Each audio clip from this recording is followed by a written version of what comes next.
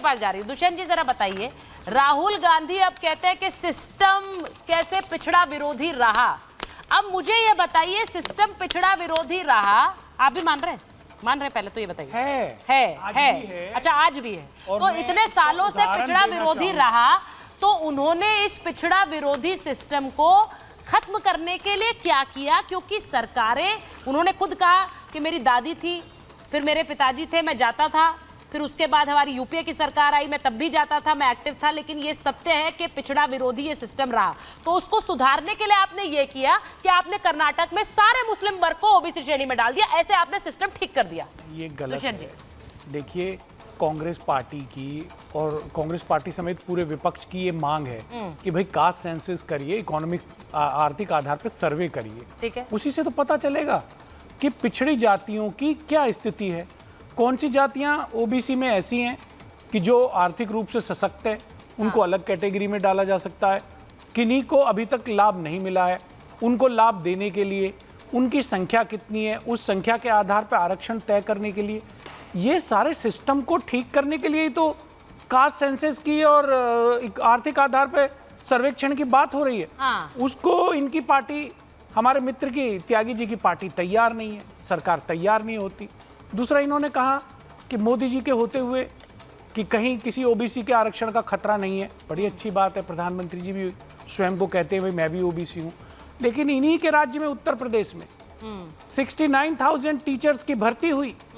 ये मेरा मानना नहीं है, पिछड़ा वर्ग आयोग ने माना है कि ओबीसी को सही आरक्षण नियम अनुसार नहीं मिला। ठीक है, तो पिछड़ों के साथ ये कौन कर रहा है? जब प्रधानमंत्री जी तो करना नहीं चाहते थे, अधिकारी करते हैं ना।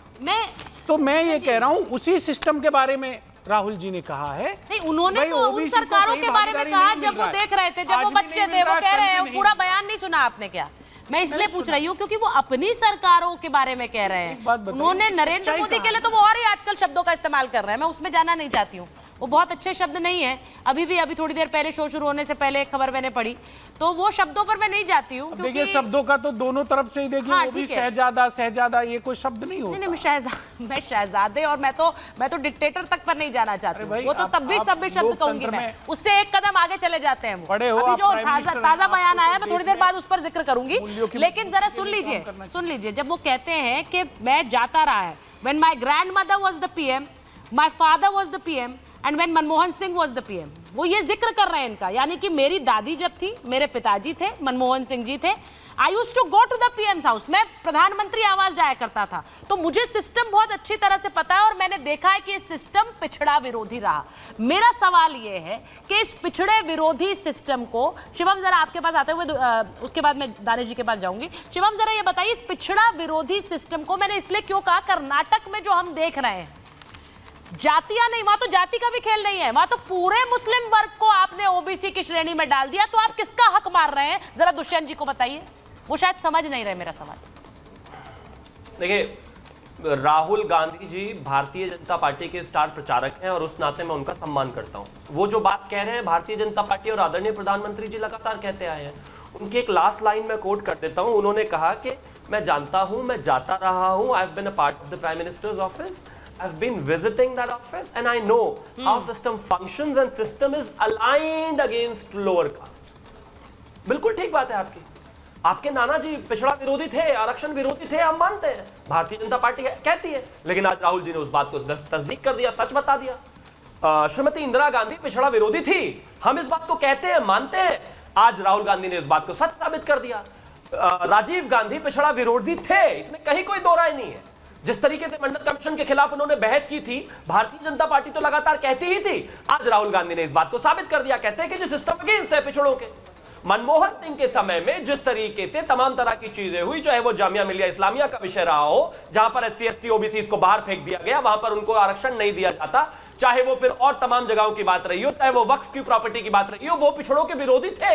हम इस बात को बोलते रहते थे तो कोई सुनता नहीं था। आज भाजपा के स्टार प्रचारक राहुल गांधी ने खुद बोल दिया कि उनके नाना जी जवाहरलाल नेहरू, इंदिरा गांधी, राजीव गांधी, मनमोहन सिंह, ये सब पिछड़ों के विरोधी थे और मुसलमानों के पक्षधर है। ये रियलिटी है। आज कर्नाटक में आप पिछड़ों का जो आरक्षण है वो खा गए, पीजी की सीटों में 950 सीट्स में आपने अप्रोक्सीमेटली सारी की सारी जातियां उनको दे दी, वहां पर भी 90% से ज्यादा है। आंध्रा में आपने कोशिश की, केंद्र सरकार में आपने कोशिश की। इसके अलावा अब अगर आप आ जाए तो टीएमसी का जो हाल है ये भी देख लीजिए। यहां पर 92%, 27% जो पब्लिक है वो 92% आरक्षण खा रही है। पिछड़ों का किसको दे रहे हैं? मुसलमानों को। यानी कि कांग्रेस पिछड़ा विरोधी किसे दिया ये भी तो मुसलमानों की पार्टी है, जिसको हम लगातार कहते थे, आज राहुल जी ने साबित कर दिया। प्रदेश में मैं एक बार जरा एक बड़ी खबर बता रही हूँ। आदरणीय प्रधानमंत्री ने डंके की चोट पर कहा कि मैं पिछड़ों के साथ खड़ा हूं, लेकिन आपको इस बात पर एक्शन करना पड़ेगा। एक एक करके जाऊंगी तो मैं आपको बोलूंगी ना, आप इंटरजेक्ट करिए, आप इंटरजेक्ट करिए, लेकिन इस तरह से मत करिए। पूछा त्यागी जी, ये अव्यवस्थित ढंग से नहीं होगा Dushyant ji, let me make it very clear. नहीं, आप प्रश्न बाद में पूछिए, पहले मैं दुष्यंत उनके पास जाऊं। दानिश साहब बहुत देर से वेट कर रहे हैं, तो थोड़ा सा अपनी बारी का इंतजार करिए। मैं एक बार जरा बड़ी खबर बता दूं कि जो ओबीसी आरक्षण है, मुस्लिमों को आरक्षण देने के मामले पर अखिलेश यादव का बयान आया है। वो कह रहे हैं इस बहस को समझ नहीं पाएंगे आप लोग। बीजेपी ने आरक्षण का धोखा दिया है, वो ये कह रहे हैं कि आरक्षण का धोखा है, इसे समझ नहीं पा रहे हैं। तो इस पर तो मैं क्लैरिफिकेशन बाद में लूंगी शिवम आपका, क्योंकि वो कह रहे हैं आप लोग धोखा दे रहे हैं। लेकिन मैं पहले दानिश जी के पास जा रही हूँ। दानिश जी, क्या आप इसे सही मानते हैं कि पूरे के पूरे कर्नाटक में मुसलमान वर्ग को आरक्षण दे दिया गया ओबीसी वाले कोटे में? क्या आप इसको सही मानते हैं कि बंगाल में 92% मुसलमान आबादी इस वक्त ओबीसी का लाभ उठा रही है? दानिश जी